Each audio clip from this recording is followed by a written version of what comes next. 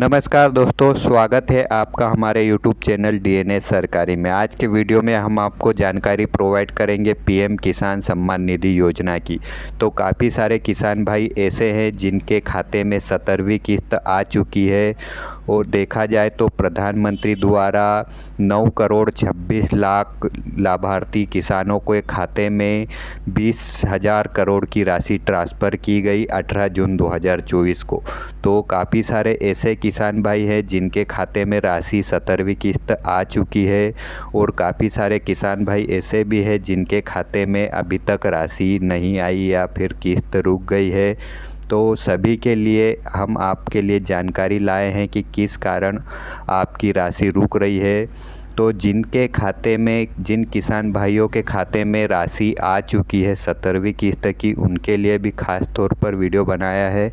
तो वीडियो को अंत तक ज़रूर देखें क्योंकि उनकी भी किस्त रुक सकती है। देखा जाए तो काफ़ी सारे किसान भाई ऐसे हैं जिनकी किस्त रुक चुकी है, 17वीं किस्त 16वीं किस्त। तो आपकी भी किस्त रुक सकती है, तो आप भी यह जानकारी ज़रूर देखें।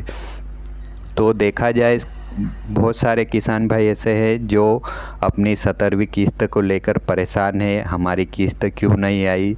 तो प्रधानमंत्री किसान सम्मान निधि के तहत देखा जाए तो 4 तरह की ई-केवाईसी होती है, वह ई-केवाईसी करवाना अनिवार्य होता है।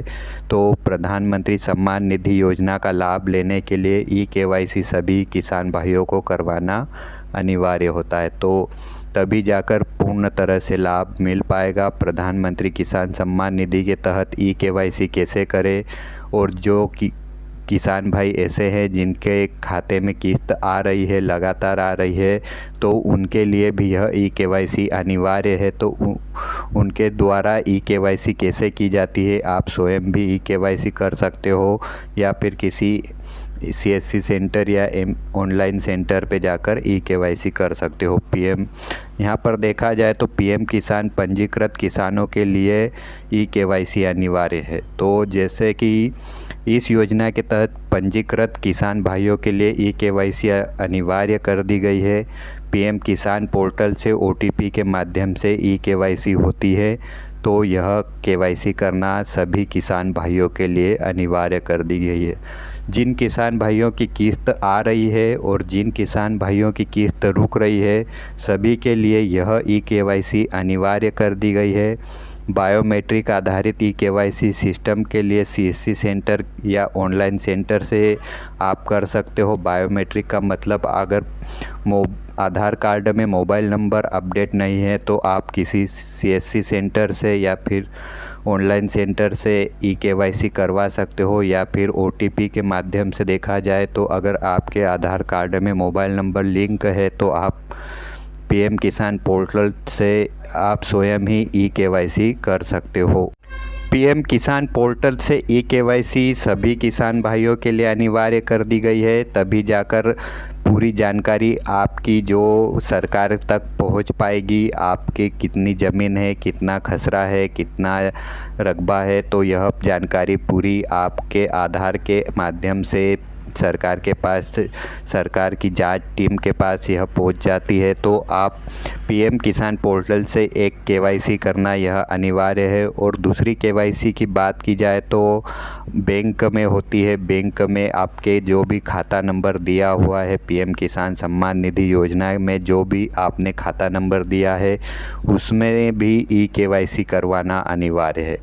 तो आपकी यह हो गई दूसरी ई-केवाईसी। और तीसरी ई-केवाईसी देखा जाए तो एक भू अभिलेख साइट से होती है, जहां पर आपकी ज़मीन खसरा, ज़मीन नकल देखा जाए तो निकाला जाता है। उसमें भी आपको भू अभिलेख साइट से भी एक ई-केवाईसी करवाना रहता है, तभी आपकी पूरी ज़मीन आपके आधार से लिंक होती है। तो यह ई-केवाईसी करवाना भी अनिवार्य है।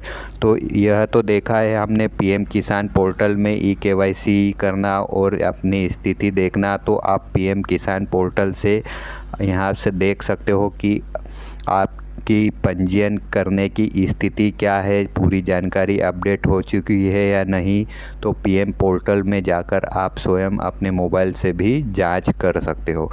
तो यह तो हो गई एक पीएम पोर्टल से ई-केवाईसी, एक हो गई बैंक की ई-केवाईसी, और दूसरी देखी जाए तो भू अभिलेख से ई-केवाईसी, और फिर देखा जाए तो एक समग्र आईडी से आधार लिंक होना भी ज़रूरी है।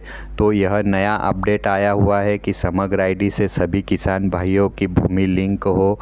तो देखा जाए तो काफ़ी सारे किसान भाई इस ई-केवाईसी में भी वंचित है। पीएम पोर्टल में देखा जाए तो पीएम पोर्टल से भी आप देखते हो कि बहुत सारे ऐसे किसान भाई हैं जिन्हें अभी तक जानकारी नहीं है कि पीएम किसान पोर्टल से भी ई-केवाईसी होती है। तो पीएम किसान पोर्टल से आप अगर मोबाइल नंबर आधार कार्ड में लिंक है तो आप स्वयं ही ई-केवाईसी कर सकते हो, और अगर मोबाइल नंबर नहीं है तो आप किसी भी सीएससी सेंटर या फिर ऑनलाइन सेंटर में जाकर ई-केवाईसी करवा सकते हो।